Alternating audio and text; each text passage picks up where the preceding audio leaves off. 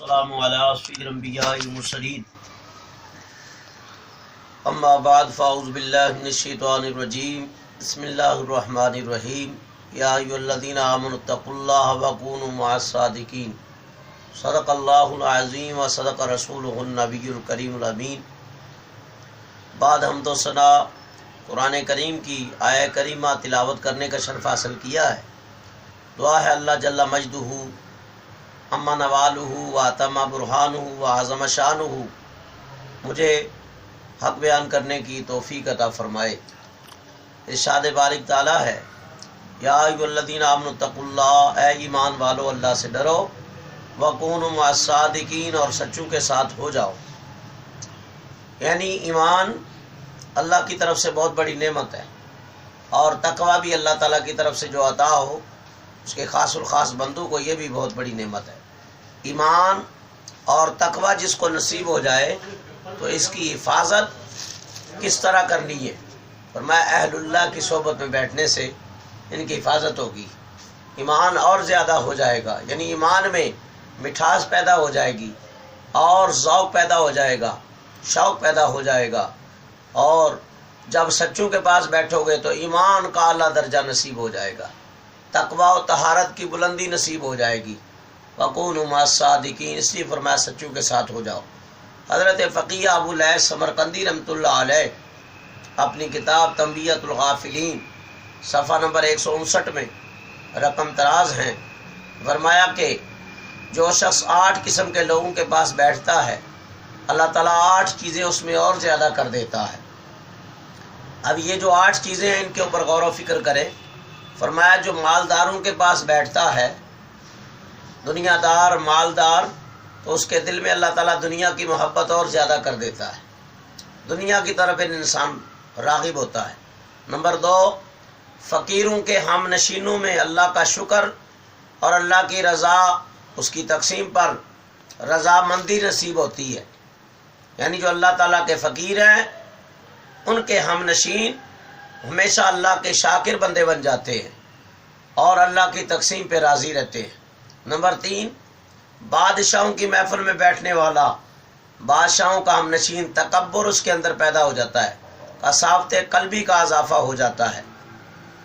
اور نمبر 4، وہ پیر جو بے پردگی کرتے ہیں اور خلاف شرع کام کرتے ہیں اور اپنی مریدیوں سے ہاتھ پاؤں بھی دبواتے ہیں، خلاف شرع کام، عورتوں کی محفل میں بیٹھ کے مذاق اور خوش طبعی اور طرح طرح کی جہالت والی باتیں کرتے ہیں، ان کے لیے بھی لمحہ فکریہ ہے کہ عورتوں کی محفل میں بیٹھنے والوں میں جہالت پیدا ہو جاتی ہے، شہوت پیدا ہوتی ہے، اور شہوت انسان کو گناہوں کی طرف لے جاتی ہے، اور عقل پھر ان کی طرف میلان پیدا ہو جاتا ہے عورتوں کی طرف انسان کا۔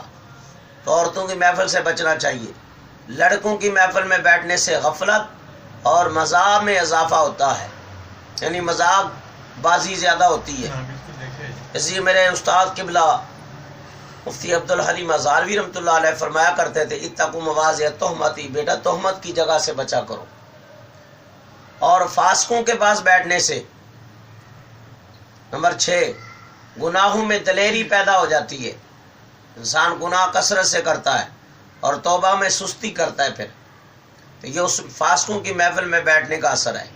نمبر 7، نیکوں کے ہم نشینوں میں اللہ تعالیٰ کی اطاعت میں رغبت پیدا ہو جاتی ہے، گناہوں سے اجتناب پیدا ہوتا ہے کہ نیکوں کا ہم نشین انسان کو ہونا چاہیے۔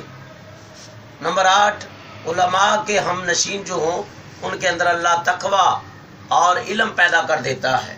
جو عالم دین کی صحبت میں بیٹھے، فرمایا کہ وہ اس کو اللہ تعالیٰ علم دین، علم فقہ کی دولت عطا کرتا ہے اور تقوی عطا کرتا ہے۔ اس لیے عارف کھڑی رحمۃ اللہ علیہ نے یہاں بڑی پیاری بات کی ہے۔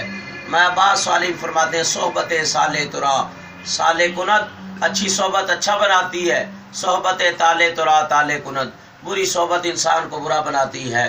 فرمایا چنگے بندے دی صحبت یارا تے واگ دکان اتارا، او اتر پویں خریدی نہیں تے ہلے آن ہزاراں تے برے بندے دی صحبت یاراں تے وانگ دکان لوہاراں او کپڑے پاوے کنج کنج بئیے تے چھڑکاں پین ہزاراں۔ دعا ہے اللہ تعالیٰ ہمیں اچھی صحبت علماء و صالحین اولیاء کی صحبت ان کا قرب عطا فرمائے، بری صحبت سے اللہ تعالیٰ ہم سب کو محفوظ فرمائے۔ واللہ الہادی والمعین وما علینا الا البلاغ المبین۔